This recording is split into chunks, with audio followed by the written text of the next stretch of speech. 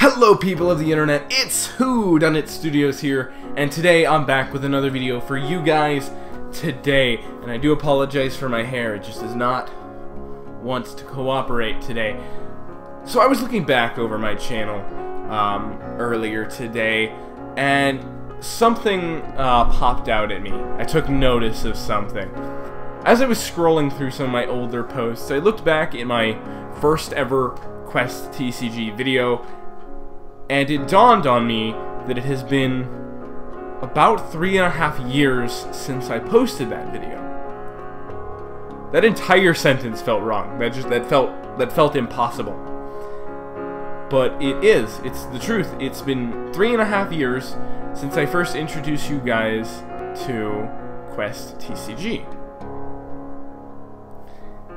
And it has been almost a year since I've posted any proper Quest TCG content outside of a Vitas the Devourer short that I posted. Any proper trading card game content. I think you guys have waited far too long. So without further ado, I introduce you to Quest On. So welcome to Quest On TCG. Quest On is its own independent game, which means it's not compatible, unfortunately, with any of your old Quest cards.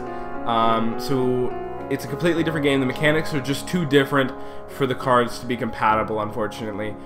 We do have 8 cards to show you today, which I thought was fitting because the first ever Quest TCG video, Quest TCG Introduction and Zones, featured 8 cards, because that's all I had done at the time. So I feel like it's coming full circle here with this. So I have these cards listed off in order of when they were made. So they're in set order, you know, like of when I made them. So starting off, we have Vitas the Devourer, who you guys have seen from the Vitas short. If you haven't seen the Vitas short, please check it out. It's on my channel. I worked really hard on it, and I think it came out really awesome. There's 2 more shorts to come featuring the other platinum rares that you'll see in this video, but please go check out the Vitas short. I would greatly appreciate it, and it is, I think, to toot my own horn here, I think it's really good. So this, like I said, is Vitas the Devourer. He is number 1. He is the first card ever made for Quest On. And you can see here the set number, something on my screen there. I had to wipe it off. It's the little ID code here. It says Set 1, take up the quest, because Set 1 is going to have the same name as Set 1 from the original Quest. So it's Set 1, take up the quest, card number 1. So Vitas the Devourer is an unholy class creature. You can tell the unholy based on the symbol in the back of the card description area. I think all of the little icons for the different classes came out looking really cool. So it is an unholy class creature with 500 damage and 300 health, and its ability reads that it can only be conjured by discarding 3 cards from your hand or field to the void. Once per turn, you may remove 1 card in your void from the game to vanquish one of your opponent's warrior, summoner, or creatures and send it to the void. So this ability is kind of overpowered at first glance. It allows you to blow up any card on your opponent's field simply by removing a card from play. But there are cards that are going to be in the set that can bring cards back from the void, so it's not really that game-breaking of an ability. Plus, you have to remove a card from the game, entirely that can't be used. Plus, he takes 3 cards to be discarded in order to bring it into the field. So overall, I tend to think he's pretty balanced. He is one of the boss cards from the first set, so I think it's fine that he's a little bit overpowered. Moving on to the second platinum rare of set 1, we have Puri the Protector, and I think you might be noticing a theme in the naming scheme of the set 1 platinum rares. It's always name the descriptor, right? So you had Vitas the Devourer, now you have Puri the Protector. Puri is obviously based on an angel, and she's going to be the next person to get any Quest short. I'm in the process of writing it at the moment, so hopefully it should be pretty soon. Obviously it says down here, Set 1, take up the quest number 2, so she's the second card made for the game. She is a holy class summoner, so she is the first summoner in the game, with 400 damage and 500 health. She can only be conjured while your opponent controls more warrior, summoner, or creatures than you. Once per turn, if a card you control were to be vanquished and sent to the void, you may send this card from your hand or field to the void in order to halt that card's destruction. So basically, she is the protector. You can send her to the void to protect any card on your field that may be destroyed by battle or by card effect. So she's pretty good, and I definitely think she's worthy of the Platinum Rare title. I also really like the Platinum Rare templates for this version of the game, because I was always kind of upset at the Platinum Rare template before because the stars kind of always looked wonky to me, but these ones I think look really cool and kind of make it look like it's something special. So moving on to the third card made for the game, this is a Golden Rare. This is the first Dragon class creature for Quest On. This is Dragon Hatchling. It is obviously set 1, take up the quest number 3. And like I said, it's a Dragon class creature with 50 damage and 100 health, which is pretty weak. In fairness, it's pretty weak, but it does have a pretty good ability. While this card is in a placement zone, you may discard this card to the void to play any Dragon class creature from your hand or arsenal. So this is really cool because you can send Dragon Hatchling to the void in order to play dragons, stronger dragons from your arsenal, which I think is a really cool ability, especially considering how powerful the grown-up dragons are going to be. There aren't currently any other Dragon class creatures in the game since there's only these 8 cards that have been finished, but I am working on them. I have some work in progress on my hard drive, and I think you guys are really going to like them. I think they're pretty cool. So moving on from Dragon Hatchling, we have a return from OG Quest. Some of you love him. You love him. Everybody knows it. He's the best silver rare in all of Quest. I feel so bad for all of the people who pulled the original Cain bot. I watch all the opening videos and people keep pulling Cain bot and they don't understand. But Cain bot is a machine class where he's a little bit better in this game because he's going to have some support. He's actually going to be the focus of one of the starter decks. But I'll get more into that in a later video. But Cain bot is a machine class warrior, like I said, with 200 damage and 150 health. I think that makes him proportionately stronger than the original Cain bot in his defense. Something you'll also notice if you've been following Quest for a very long time is that the attack and damage scores are kind of different than they used to be. In the previous version of Quest, it sort of worked similarly to Yu-Gi-Oh, where having 1200, over 1000 was considered pretty mediocre until you got to like 2000 when you were pretty decent. In Quest On, the points actually function more like Chaos Galaxy system, where it works in a sort of hundreds system instead of a thousands system. So 200 is roughly equivalent to 2000 damage in older Quest. So he doesn't have an ability in this game still, but he does have some flavor text. His flavor text reads, "An aristocratic autonomous android from a land long since forgotten, a symbol of a bygone era, and the fanciest android ever created." Cain bot is going to be a personal favorite of mine, and I think a lot of yours once you guys see the support that's coming. Also, you'll notice that he isn't a silver rare in this game. He is a bronze rare in this game, so he's a little bit like there's a little bit less to be annoyed about when you pull him because he is just a rare, right? So he's you can kind of deal with pulling him now. All right, moving on, we have the final platinum rare for set 1 of Quest On. We have Artemis, the Valiant Soul, continuing with the name, the descriptor. So Artemis is my favorite card I have ever drawn. I think he is the coolest looking card that I have ever drawn, ever. I just love how he looks. I love the effects I gave him, like the ghostly effects, which play into his backstory. So Artemis is a legendary class warrior. Legendary is a new class in the game, as is Unholy and Holy. Legendary class refers to legendary heroes, right? So heroes that are so valiant and their deeds are so highly recognized that they have made history, like they've faded into legend, right? People aren't sure if they even really existed. They are just the pinnacles of power, right? And they are going to be the rarest cards in the game, right? They are going to be the most powerful and most rare cards in all of Quest On. So it is a legendary class warrior with 300 damage and 500 health, which is low considering how much I just hyped it up as, 50 300 is alright, but it's, you know, it's low compared to how I hyped it up. Well, here's how his status plays in. His ability reads, while this card is on your battlefield, once per game, you may equip one warrior, summoner, or creature from either player's field to this card as an armament. This card then gains damage and health equal to the attached card's damage and health. So what this means is you can take Artemis while he's on the field.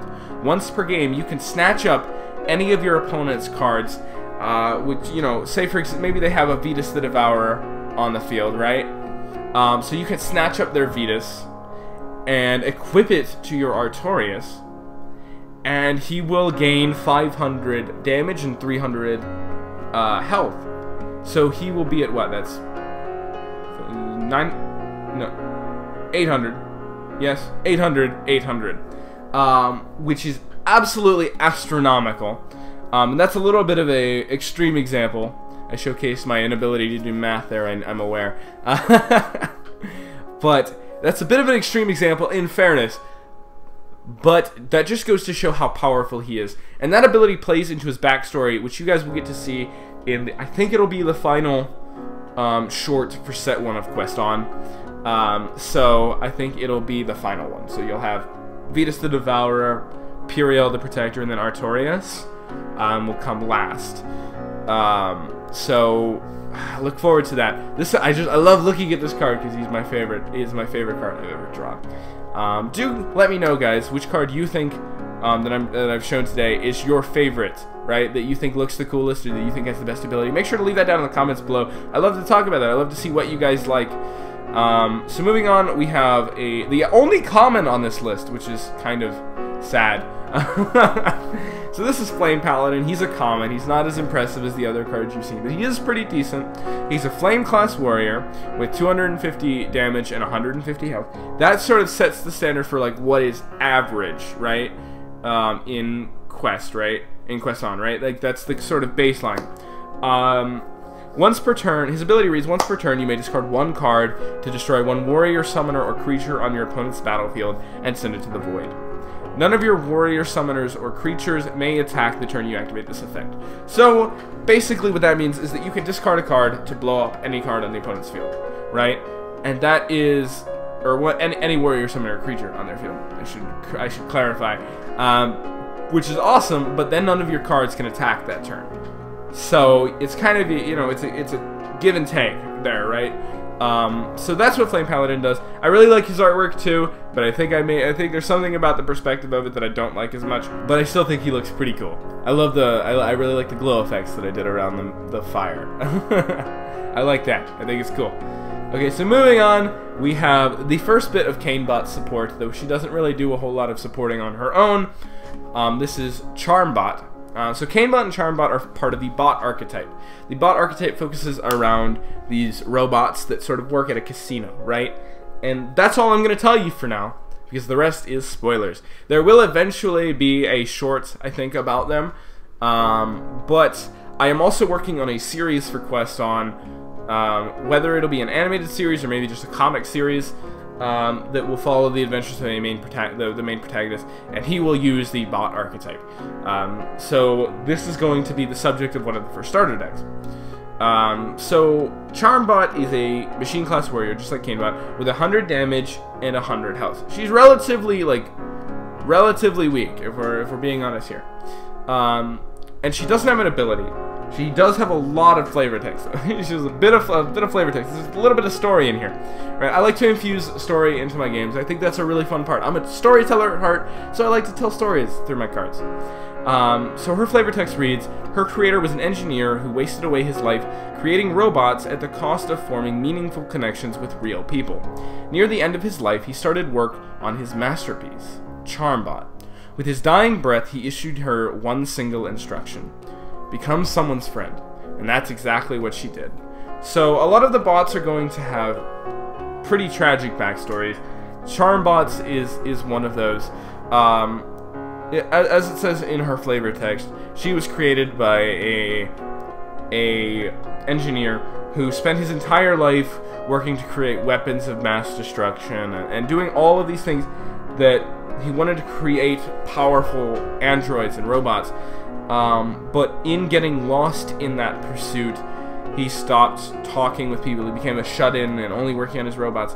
And so his final project was Charmbot, and he decided that he didn't want his legacy to be nothing. So he wanted Charmbot to do what he could not and go out and make friends and have connections with people. And so that's exactly what Charmbot did. And she met Cainbot and the rest of the bots. And Charmbot and Cainbot have a bit of a relationship that'll be explored in the shorts in the series that I'm working on, that you guys will get to see. But I think you'll end up liking the bot archetype. I think they're pretty cool. So moving on to the last card I have to show you today. This card is part of the archetype that is going to make up the other of the first two starter decks. This is HGB Bighorn, or Hourglass Beast Bighorn. The Hourglass Beasts are utilized by the main antagonist of the series that I was talking about, and they are basically, to describe them in essence, they are like, from a design standpoint, they are creatures. They're sort of like holograms, but they're not, like, they're more tangible, if that makes any sense.